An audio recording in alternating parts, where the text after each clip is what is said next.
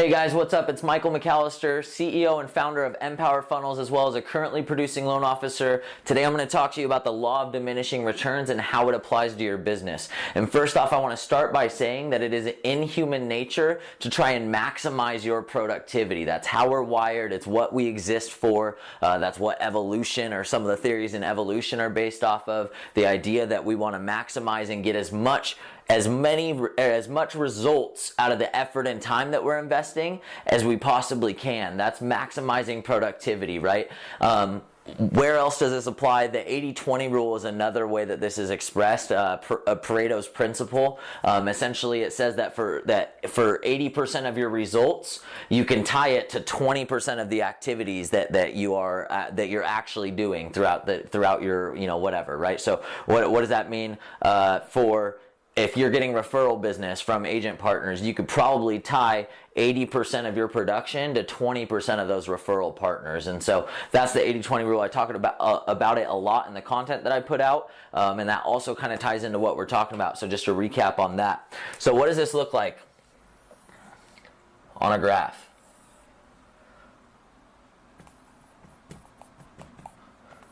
I also call this the results versus effort and time curve. So what does this look like on a graph? Well, basically what this says is that as your effort and time increase, initially there's a huge spike in your results, right? In any given activity, right? And I'm going to throw out some examples so that I can cover this here. First one we're going to cover is follow-up campaigns.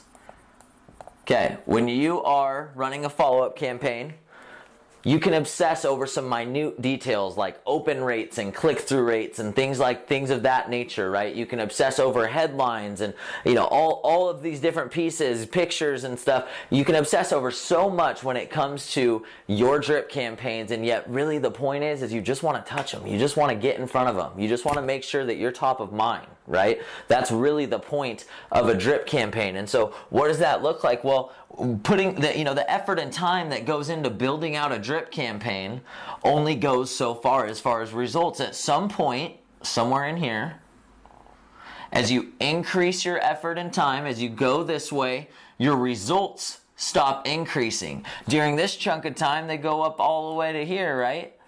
But if we were to go, try and eyeball that, make that somewhat equal, this is the same amount of effort and time, and yet your results have only increased that much. And so that's what activities like as a loan officer, obsessing over things like click-through rate and open rates and all that stuff, that's what that represents when it relates to follow-up campaigns in your business. Another example, lead generation systems.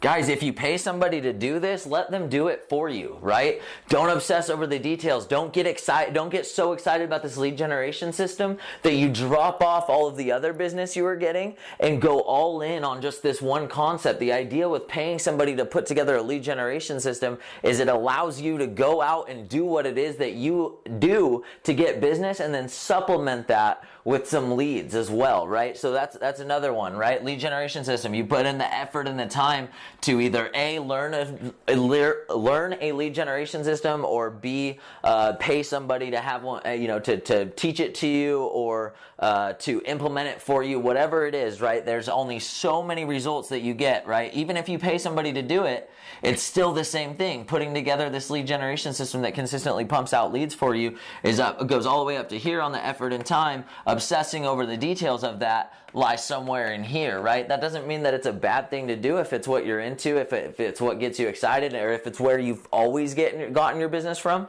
then cool. But if you're somebody who just now got into generating leads or working internet leads, and you're obsessing over details in your follow-up campaign and how the lead is generated and all this stuff, you're wasting your time. Go out and go get some more business, or leverage the leads by dangling them in front of agents and getting them to bring business to you, okay?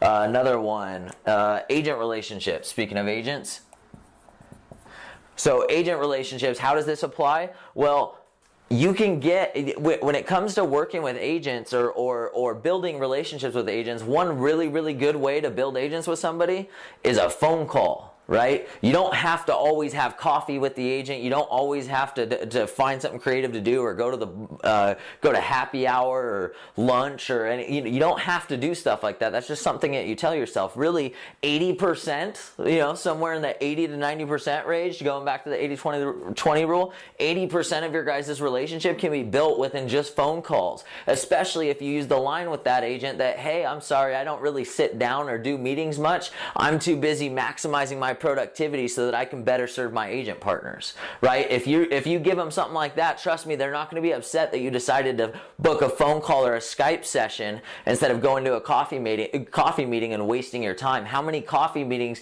can you take in a day versus how many phone calls can you crank out in a day, right? Same thing, customer experience. This is another one. Okay, guys, keep in mind, I'm not trying to tell you how to work your business. I'm really not. I'm simply giving you another perspective on how to maximize what it is that you already do, what it is that you already know, and then what it is that everybody out there is pushing and teaching you from different directions. I'm just trying to give you a different perspective to maximize that knowledge. And so take this with a grain of salt, but with customer experience, I don't think you should be going to your closings unless it's a unique situation. I have gone to closings. I do go to closings from time to time. If an agent can't make it and it's a sub in on the for the escrow officer, whatever it is, right? Like, there are situations, if it's a personal relationship, whatever, there are situations where it makes sense. But for the most part, people think they should just go to their closings to be that last impression, and I don't necessarily agree with that. The fact of the matter is your customer experience and that lasting impression can be built in so many ways that have nothing to do with you sitting and taking an hour and a half out of your day when you consider travel to and from and your mental transitions and all that, taking an hour and a half out of your day to go to this closing. I think sending a nice card or a nice gift to the closing table, along with maximizing some other efforts that you can do during the loan process when you're doing things that you already should be doing and sitting at your desk, I think that there's plenty of things that you can do during that to maximize that customer experience to where it just doesn't make sense to do something like taking 90 minutes out of your day. Remember, begin with the end